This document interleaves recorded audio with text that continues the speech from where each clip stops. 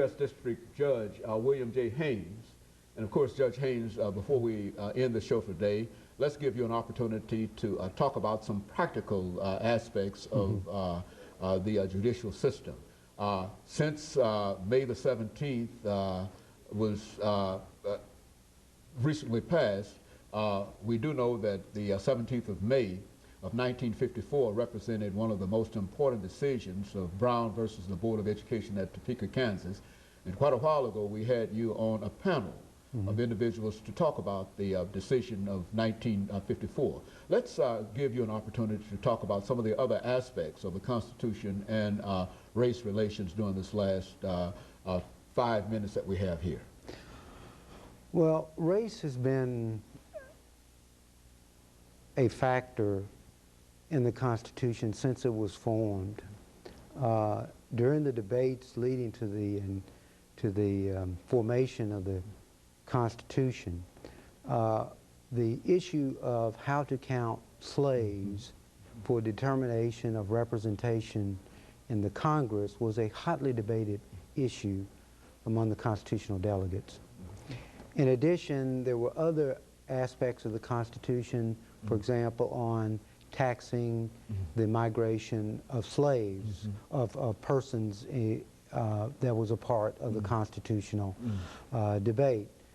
The original constitutional debate also discussed that Congress would not have the authority to end slavery for another 20 years or more after the Constitution was enacted.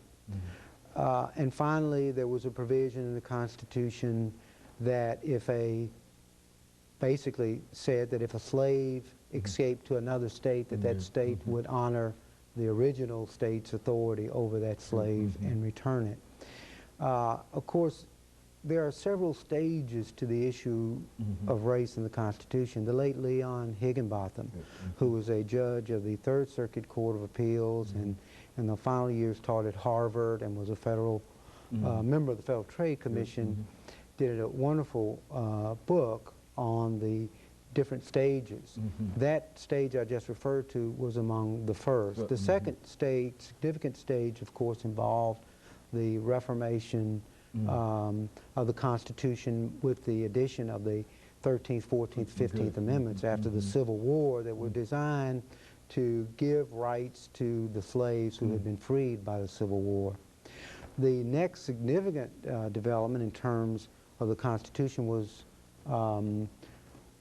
really a function of the political process of a compromise arising out of a presidential election where federal troops were removed and states basically had the authority to enact Jim Crow laws that resulted in the resegregation of the South by law, and the Brown decision reflected the beginning of the fourth era, where rights of African Americans and black citizens were being restored to an equal basis with other citizens of the community. So Brown was a extremely significant decision under the Constitution, but also I think as a stimulant, if you will, for other social and legal changes that occurred in the country. It was a monumental moment in the history of this country.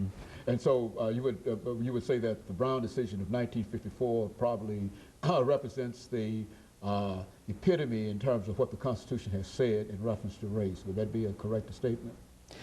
I think Brown represented the reaffirmation of the basic concept of the Constitution, that all persons are created equal, with the opportunity to pursue happiness and to enjoy the same legal rights as other citizens.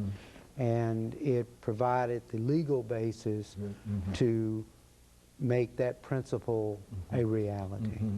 Now, and of course, Judge, we've got about 1 minute and 44 seconds, and I wouldn't want to raise this question to give you 1 minute and 44 seconds. But where are we going from here in terms of race in the Constitution? Do you think that the final statement has been made by the court in reference to this? Well, the issue of race has been an ongoing debate in the country at large and also under the Constitution.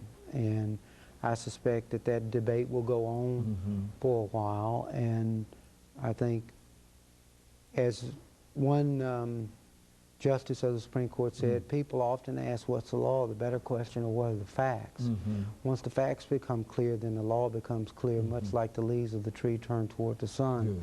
So as the American society evolves, as the facts change, the law normally reflects the realities of the moment. And to accommodate those changes. Consistent with the principles of the Constitution. Very good.